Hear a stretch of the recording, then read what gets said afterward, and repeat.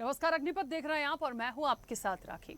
भोजशाला मामले में supreme court से मुस्लिम पक्ष को बड़ा झटका लग रहा है। सुप्रीम कोर्ट ने भोजशाला परिसर में नमाज पढ़ने की मंजूरी नहीं दी है। साथ ही मध्य प्रदेश के भोजशाला पर दिए गए फैसले पर रोक लगाने से भी इनकार किया है। हालांकि सुप्रीम कोर्ट ने कहा कि मुस्लिम पक्ष को भोजशाला परिसर से अलग पास में ही नमाज पढ़ने के लिए जगह दी जाए और दोनों पक्षों के अधिकारों को नुकसान पहुंचाए। बिना नमाज के लिए आसपास के कुछ इलाके तय किए जा सकते हैं। कोर्ट ने मामले की रोजाना सुनवाई करने और मसले को सुलझाने के लिए सुनवाई पर सहमति जताई है। सुप्रीम कोर्ट में मध्य प्रदेश हाईकोर्ट के उस आदेश को चुनौती देने वाली कई अपीलों पर सुनवाई हुई, जिसमें कहा गया कि धार जिले में विवादित भोजशाला परिसर देवी सरस्वती को समर्पित एक मंदिर है। सुप्रीम कोर्ट की बेंच ने कहा कि यह बहुत संवेदनशील मामला है और कोर्ट में जो कहा जा रहा है उससे बेवजह विवाद पैदा हो सकते हैं या गलत संदेश जा सकता है। हमें इस्तेमाल किए जाने वाले हर शब्द को लेकर बहुत सावधान रहना होगा। सीजेआई ने कहा कि यह पहली बार है जब अंतरिम व्यवस्था से जुड़ा मामला हमारे सामने आ रहा है। हम हाईकोर्ट के आदेश और कानून व्यवस्था बनाए रखने में राज्य की लाचारी पर भी ध्यान दे रहे हैं। हमारी राय है कि अभी जो भी व्यवस्था लागू है उसके साथ ही इस मामले को 10 से 15 दिनों के अंदर किसी उपयुक्त बेंच के सामने सुनवाई के लिए लगाया जा सकता है। सुप्रीम कोर्ट ने केंद्र और मध्य प्रदेश सरकार को नोटिस भी जारी किया है। साथ ही भारतीय पुरातत्व सर्वेक्षण को बिना अनुमति के भोजशाला में कोई छेड़छाड़ या आंतरिक बदलाव नहीं करने के निर्देश दिए गए हैं। देखिए, तो भोजशाला विवाद, एक चीज तो बहुत स्पष्ट है, हिंदू पक्ष में जब ये फैसला आया उसको मुस्लिम पक्ष ने हाईकोर्ट के इस फैसले को चुनौती दी, सुप्रीम कोर्ट तक मामला पहुंचा और अब सुप्रीम कोर्ट ने कहा कि बहुत संवेदनशील विषय है, सभी की भावनाओं का ख्याल रखते हुए सरकार को ये कहा गया है कि आप मंदिर परिसर के बाहर या आसपास कहीं आप नमाज पढ़ने के लिए जुमे के दिन यानी कि शुक्रवार का दिन उनको दिया जाए। अब इस पर कितना काम होगा, कैसे होगा, क्या इसको मुस्लिम पक्ष एक्सेप्ट कर रहा है, बहुत सारे पहलू हैं अब इसमें चर्चा के। सुप्रीम कोर्ट के इस टिप्पणी के बाद हम चर्चा करेंगे। कुछ प्रतिक्रिया है, पहले वो सुनाते हैं। अन्य पक्ष जो है माननीय उच्चतम न्यायालय गया था, जिसमें आज सुनवाई हुई है। जिब्रान अंसारी नाम से पिटीशन थी, उसमें माननीय न्यायालय द्वारा नोटिस जारी किए गए हैं। जितने भी पार्टी हैं, पक्ष हैं, उनको सबको नोटिस जारी करा है तथा माननीय न्यायालय द्वारा किसी को भी स्टे देने से इनकार कर दिया गया है तथा अन्य लोगों द्वारा नमाज के लिए परमिशन मांगी थी, तो ऑनरेबल कोर्ट द्वारा जो भोजशाला परिसर के पास में लगी हुई ज़मीन है उसमें नमाज के लिए अनुमति दी गई है तथा भोजशाला में अंदर नमाज के लिए कोई परमिशन नहीं दी गई है। सुप्रीम कोर्ट ने केवल हाई कोर्ट के आदेश का निरीक्षण किया है और हाई कोर्ट का आदेश जो हुआ था कि भोजशाला माँ का मंदिर है, घोषित किया है उसको, और तभी से यहाँ पूजन पाठन चल रहा है। तो यह निर्णय जो हुआ था हाई कोर्ट का, ये जो सर्वे के दौरान 91 प्रतिमाएं निकली थी और 1600 अवशेष जो सनातन धर्म की निकले थे उसके आधार पर हुआ था। तो यह निर्णय ठीक है, अभी जो राहत दी है तो सुप्रीम कोर्ट ने जो राहत दी उसका स्वागत है, लेकिन निश्चित ही जब इसके निर्णायक भूमिका में आएंगे तो पूरा क्षेत्र माँ का मंदिर है और भोजशाला अपने गौरव को पुनः प्राप्त करेगी। बहुत बहुत स्वागत है। सुप्रीम कोर्ट ने बहुत ही सुंदर निर्णय लिया है। एक बार जो निर्णय हो गया और हर तथ्य से, हर दृष्टिकोण से वहाँ पर माँ सरस्वती का ही मंदिर है, लेकिन पुनः उनको भी उसको विवाद की स्थिति में लाने के लिए मुस्लिम पक्ष के द्वारा पूर्ववत स्थिति यथास्थिति बरकरार रखने के लिए याचिका दायर किया गया था। पुनः ये लोग याचिका दायर करना चाहते हैं, तो इसमें ये लोग पुनः सुप्रीम कोर्ट के खिलाफ याचिका दायर करना माननीय सुप्रीम कोर्ट का अवहेलना है। ऐसी स्थिति में उन्होंने जो उनका खारिज किया है बहुत स्वागत योग्य है। माननीय सुप्रीम कोर्ट को बहुत बहुत धन्यवाद है। भारतीय जनता पार्टी की सरकार इस तरह के काम करा के दबाव में लोकल कोर्ट्स के माध्यम से विवादास्पद स्थिति पैदा करना चाहती रही है शुरू से। अब अपील में गए हैं, कमेटी जो है कमाल मौला मस्जिद कमेटी जो अपील में गई है, उम्मीद है पूरी कि एक न्याय मिलेगा। जो सदियों से चला आ रहा है वो वहाँ पर बाकी रखा जाएगा, आगे की पेशियों पे स्टेटस को मेंटेन किया जाएगा। ये एक अंतरिम आदेश है जो कि टाइम बीइंग के लिए है एक व्यवस्था, लेकिन आगे हमें पूरी उम्मीद है कि जैसा चल रहा था वैसा होगा। मैं कोर्ट के फैसले का सम्मान करता हूं और मामले को स्थिति स्टेटस को बनाए रखने को कहा गया है, बिल्कुल सही है। क्योंकि देखिए, मसले ये है कि भारत में अदालत उज़्मा है, अदालतें हैं, जो भी अदालत से जो भी निर्णय होगा वो दोनों पक्षों को स्वीकार होना चाहिए, हिंदू पक्ष को भी, मुसलमान पक्ष को भी। भोजशाला के मसले में भी यही कुछ सुनने में आ रहा है पूरी तरीके से। लिहाजा जो भी कोर्ट ने फैसला दिया है आज, और उसने स्टेटस को मेंटेन रखने का फैसला दिया है, मैं कोर्ट के तो मुस्लिम पक्ष को सुप्रीम झटका इसलिए कहा जा रहा है क्योंकि जिस तरीके से भोजशाला परिसर पर एक लंबा विवाद चला। उसके बाद फैसला हिंदू पक्ष की तरफ आया। और दूसरी एक बड़ी बात है, मुस्लिम पक्ष के लिए जो नमाज की बात हो रही थी, क्योंकि हाईकोर्ट के फैसले को चुनौती देते हुए सुप्रीम कोर्ट गया था मुस्लिम पक्ष, और अब एक व्यवस्था उनके लिए फिलहाल करने की दी गई है। तो उसमें शुक्रवार का दिन जो तय किया गया है, सुप्रीम कोर्ट ने जो अपना वर्डिक्ट दिया, उसमें ये बात आई है कि आप उस परिसर के आसपास या बाहर, वहां तो नहीं हो सकता क्योंकि उसको मंदिर ही घोषित कर दिया गया है, तो उसके आसपास आप व्यवस्था करें शुक्रवार को नमाज अदा कराने की। अब सरकार की जिम्मेदारी है, और इस पर कितना काम हो सकता है, कैसे काम होगा, ये जो पूरा मसला आया है, इसमें और क्या क्या चीजें हो सकती हैं, तो बहुत संवेदनशील एक तो शुरू से यह मुद्दा रहा। उसमें हर एक पहलू पर विस्तार से हमें बात करने की और उस पूरे विषय को समझने की जरूरत है।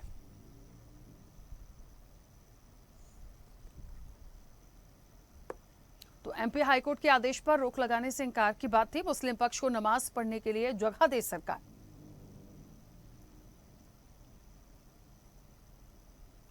चलिए, और हम इसी पर चर्चा को आगे बढ़ाएंगे। हमारे साथ मेहमान जुड़े हैं, सबसे पहले आपका परिचय करा दें। अधिवक्ता हैं सुप्रीम कोर्ट के एडवोकेट तनुज दीक्षित। तनुज जी, बहुत स्वागत चर्चा में जुड़ने के लिए। हिंदू पक्ष से हमारे साथ आशीष गोयल जी जुड़ेंगे अब से कुछ देर में, उनका भी स्वागत है। और मुस्लिम पक्ष से हमारे साथ अशर वारसी होंगे अब से कुछ देर में, उनका भी स्वागत है। फिलहाल हमारे साथ तनुज जी कनेक्ट हैं, उन्हीं से चर्चा की शुरुआत करते हैं। तनुज जी, मुझे सुन पा रहे हैं? तनुज जी अनम्यूट करिएगा।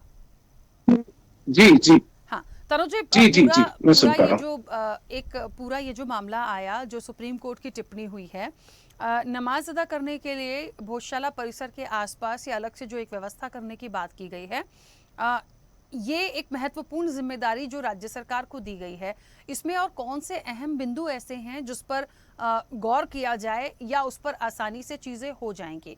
कहीं कोई ऐसी आपत्ति वाली बात तो नहीं देखने को मिलेगी, क्योंकि जिस तरीके से हाईकोर्ट का फैसला आया था उसके बाद मुस्लिम पक्ष ने सुप्रीम कोर्ट में याचिका लगाई उनके फैसले को चुनौती देते हुए। तो ये एक टिप्पणी बहुत अहम है।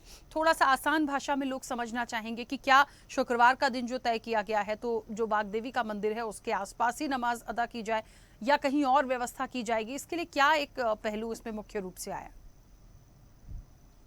देखिए, मध्य प्रदेश उच्च न्यायालय ने विगत 15 मई 2026 को एक बेहद ही महत्वपूर्ण आदेश देते हुए धार की भोजशाला को वाग देवी मां सरस्वती का मंदिर माना, और जो फैसला है वो हिंदुओं के पक्ष में दिया। उसी को लेकर के मुस्लिम पक्ष की तरफ से माननीय सर्वोच्च न्यायालय में SLP दायर की गई थी, जिसपे आज सुनवाई हुई। वो 15 मई के निर्णय पर अंतरिम रोक लगाने के लिए आज माननीय सुप्रीम कोर्ट ने इनकार कर दिया है, और फिलहाल हाईकोर्ट की वही व्यवस्था प्रभावी रहेगी जिसने भोजशाला परिसर को देवी सरस्वती का मंदिर माना और परिसर के भीतर शुक्रवार की नमाज की पुरानी अनुमति समाप्त कर दी थी। जी ठीक है, चलिए आशीष जी भी हमारे साथ जुड़ गए हैं। आशीष जी, मुझे सुन पा रहे हैं? बोलिए आशीष जी, कैसे इस विषय को आप देख रहे हैं? और फिलहाल जो एक शुक्रवार का दिन नमाज अदा करने के लिए सरकार को एक बड़ी जिम्मेदारी अपनी निभानी है, क्या आसपास परिसर के आसपास यदि नमाज होती है उसमें कोई आपत्ति तो नहीं है? देखिए, संविधान के दायरे में रह के यदि कोई चीज का हल निकालना है, न्यायपालिका पे विश्वास जता के निकालना है, इसीलिए हमने हमारी जो धरोहर है, हमारा जो माँ सरस्वती का मंदिर भोजशाला जो है वो हमें मिले, इसीलिए उच्च न्यायालय के अंदर हिंदू फ्रंट फॉर जस्टिस ने याचिका दायर की थी। 15 मई 2026 को निर्णय भी आया कि राजा भोज द्वारा। आशीष जी, आवाज नहीं आ रही आपकी। आशीष जी, चलिए शायद कुछ नेटवर्क इशू है, ऑडियो नहीं आ रहा है आपका। अशर जी जुड़े हमारे साथ? चलिए, अशर जी नहीं जुड़े हैं। तनुज जी, इसी सवाल को थोड़ा आपके नजरिए से समझने की कोशिश करूंगी। इस फैसले के बाद या इस टिप्पणी के बाद कहीं कोई ऐसी आपत्ति हिंदू पक्ष की तरफ से तो नहीं है? क्योंकि ये एक ऐसा विषय है कि हो सकता है भाई आप परिसर में ना सही, परिसर के लिए तो फैसला आ चुका है, लेकिन आसपास भी हो सकता है, मंदिर के आसपास भी यदि नमाज की बात की जा रही है तो कहीं कोई इस तरह की आपत्ति तो नहीं है? क्योंकि एक बात अभी कह तो रहे थे आशीष जी, संविधान के दायरे में रहकर जो भी चीजें होंगी तो हम उसका सम्मान करेंगे, ये बात बिल्कुल ठीक है। उसके बाद उनका ऑडियो चला गया, मुझे लगता है आप बेहतर बता पाएंगे। प्रदेश सरकार को ये पहले भी माननीय उच्च न्यायालय ने निर्देश दिया है कि भोजशाला के पास में एक खुला स्थान उपलब्ध कराया जाए, और आज माननीय सर्वोच्च न्यायालय ने भी वही बात को यथावत रखा है। वहीं जहां पर मुस्लिम समुदाय प्रत्येक शुक्रवार को 1 से 3 अपनी नमाज को अदा कर सकें। और ये कोई अस्थायी व्यवस्था नहीं है, पास में नमाज के लिए स्थान देने की व्यवस्था एक एडॉक और एंट्रिम है। किसी भी पक्ष या कानूनी दावा स्वीकार्य समाप्त नहीं माना जाएगा और ये अंतिम निर्णय के अधीन ही रहेगी। अब हम अगर इस पर कानूनी निष्कर्ष समझे तो ये हिंदू पक्ष की एक महत्वपूर्ण और अंतरिम राहत है, लेकिन इसे हम उस तरीके से ना देखें। फिलहाल हाईकोर्ट का आदेश लागू रहेगा, लेकिन भोजशाला परिसर में हिंदू पूजा जारी रहेगी और मुस्लिम पक्ष को परिसर के अंदर नमाज की अनुमति नहीं मिली है। सुप्रीम कोर्ट ने जो मूल विवाद स्थल जो धार्मिक चरित्र है उसका हाईकोर्ट के क्षेत्राधिकार तथ्य धार्मिक इस पर हिंदुओं के इसमें ही रखा है और 2003 की जो अस्थायी व्यवस्था थी वो उसको खारिज किया है। जी ठीक है तनुज जी, अच्छा एक हम इस पे अंतिम डिस्कशन की तरफ चलें या मुझे ऐसा लगता है एक अंतिम फैसले पे चलें। कुछ बातें ऐसी भी आई हैं कि 10 से 15 दिन के अंदर हो सकता है इस पूरे मामले की एक उपयुक्त बेंच को भी ट्रांसफर किया जाए, वहां से भी सुनवाई हो सकती है। यानी एक अंतिम फैसले का यदि इंतजार किया जाए तो क्या जो अगली बेंच की बात की जा रही है वहां पे कौन कौन लोग उसमें हो सकते हैं? क्योंकि फिलहाल जिन्होंने आज सुनवाई की या जो टिप्पणी की, क्या आपको लगता है कि और लोगों के जुड़ने की जरूरत है? हालांकि विषय बड़ा है। देखिए, सुप्रीम कोर्ट ने हाई कोर्ट के निर्णय पे आज अंतिम मुहर नहीं लगाई है, लेकिन उस पे अंतरिम रोक लगाने से जरूर मना किया है।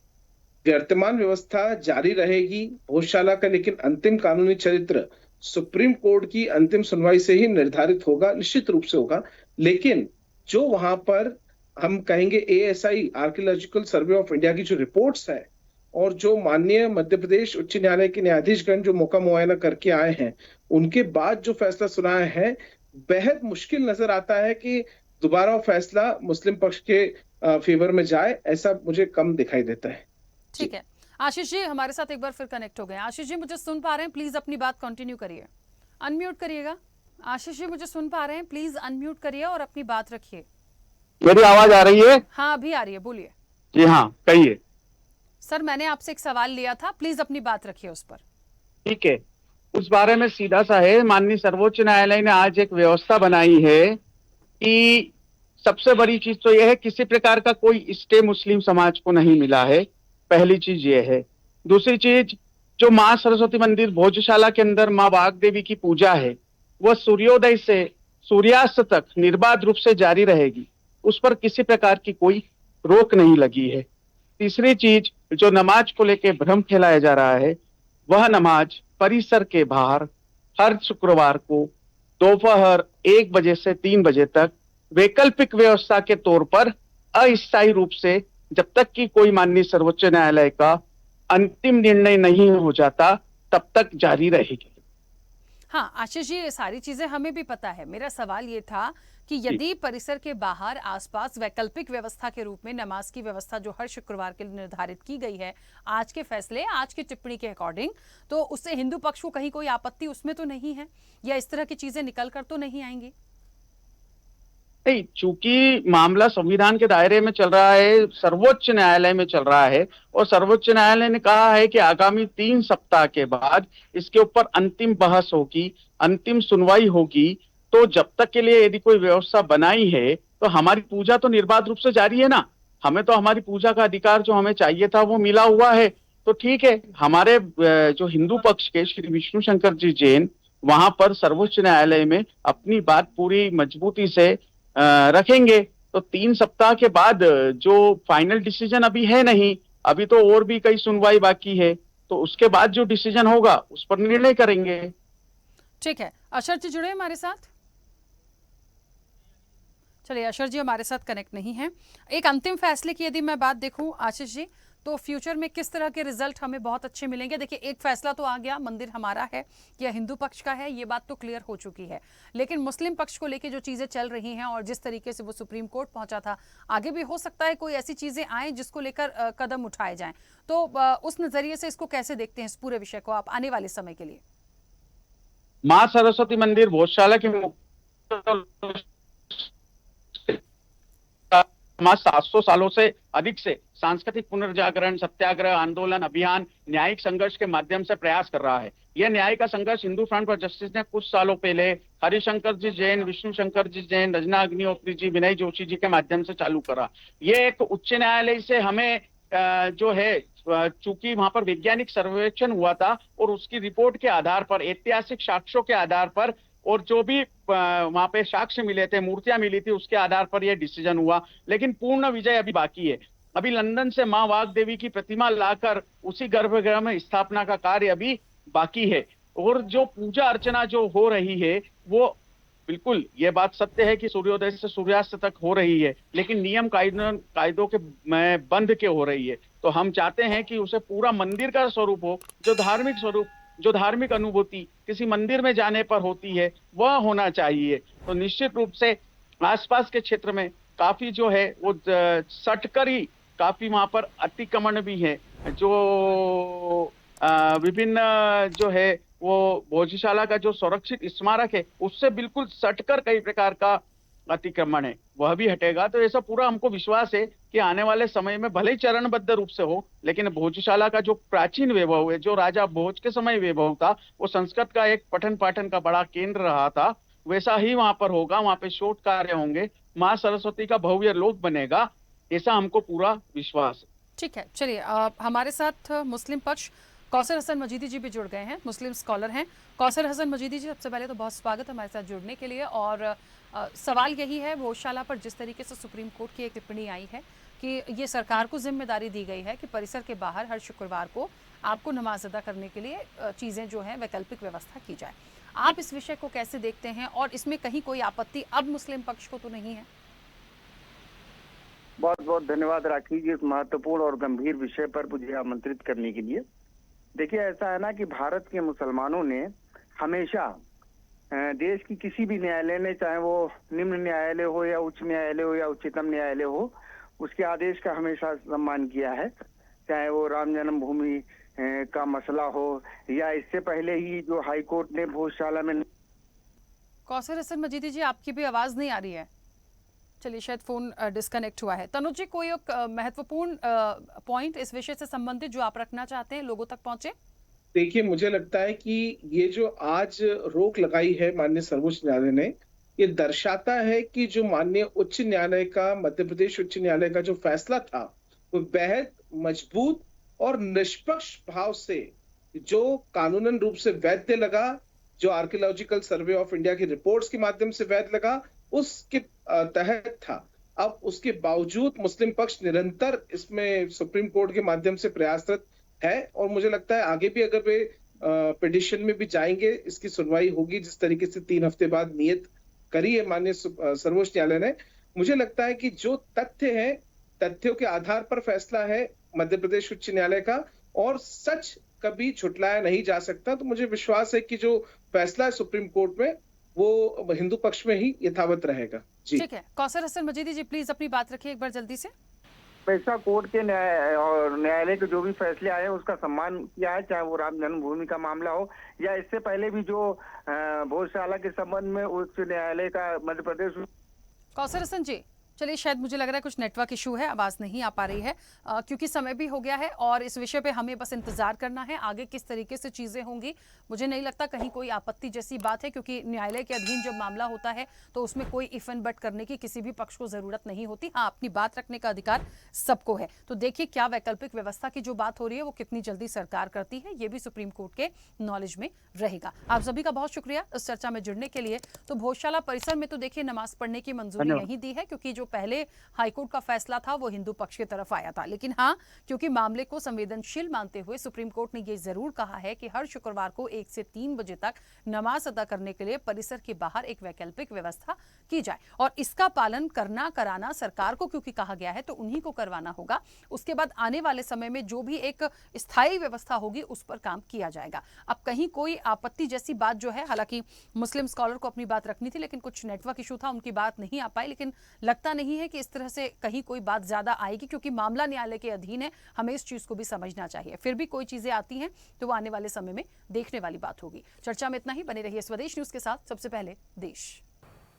ऐसे ही वीडियोस के लिए लाइक करें, शेयर करें, फॉलो करें, YouTube पर जाकर सब्सक्राइब कर बेल आइकन दबाना ना भूलें और ताजा अपडेट्स के लिए स्वदेशलाइव.com पर जरूर जाएं।